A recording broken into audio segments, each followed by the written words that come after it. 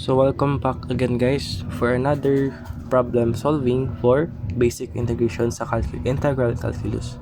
So for this problem, we have quantity 4 over x squared minus 3 over x cubed plus 2 over x raised to 4 times dx. Okay, so for this one, this is just basically blah. This is just basically simple integral. Okay, ang gagawin lang natin is simply apply natin yung laws of exponent. Ano yung i-recall natin? Sige. So for this one, i-distribute muna natin yung mga terms ay yung integral pala sa each term together with the dx. Okay? So this will become integral. Labas ko yung constant 4 and then integral lang dx over x squared. Okay? Tapos sa second term, may negative 3 integral lang dx over x cubed, then plus 2 integral lang dx over x raised to 4.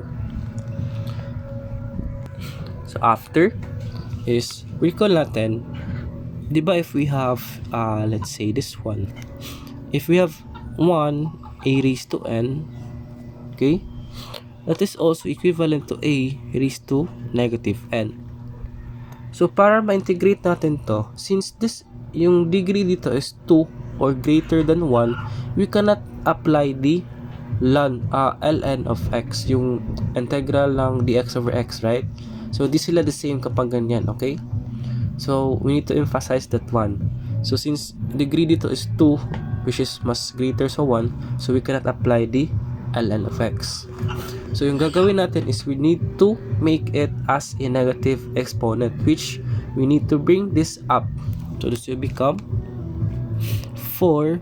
So kapag nilagay natin to sa taas, this will become yung x squared magiging negative exponent na. So magiging x raised to negative 2 dx. Okay? The same goes sa x cubed. So lagay natin siya sa itaas. So magiging x raised to negative 3 na dx. Okay? And the same sa x raised to 4. So this will become x raised to negative 4 dx. Okay? Next, for the next step, so okay, you will now apply the power rule, diba? You will just add 1 sa exponent. So for the first term, we have 4 times negative 2 plus 1, that is equal to negative 1, right? Next, negative 3 times, for the negative 3 plus 1, that is equal to negative 2. Plus, for this one naman, 2 times negative 4 plus 1, that is equal to negative 3. And then, since we're done integrating, we can now add plus c. After is, simplify lang natin.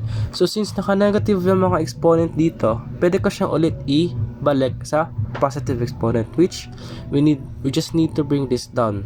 Okay? And since may negative dito, pwede ko itong ilagay sa gitna. So, this will become 1 over 4x. Okay? And the negative times negative, this will become positive 3. Lagay mo sa baba ulit yung x raised to negative 2 para maging positive yung exponent. So, magiging 2x squared. And lastly, negative 3. Tsaka ito, may negative dito. So, this will become minus. And then 2 over 3. Itong x raised to negative 3, kapag nilagay ko sa ibaba, this will become positive na. So, magiging x raised to positive 3 and then plus c. So, therefore, this is now our final answer.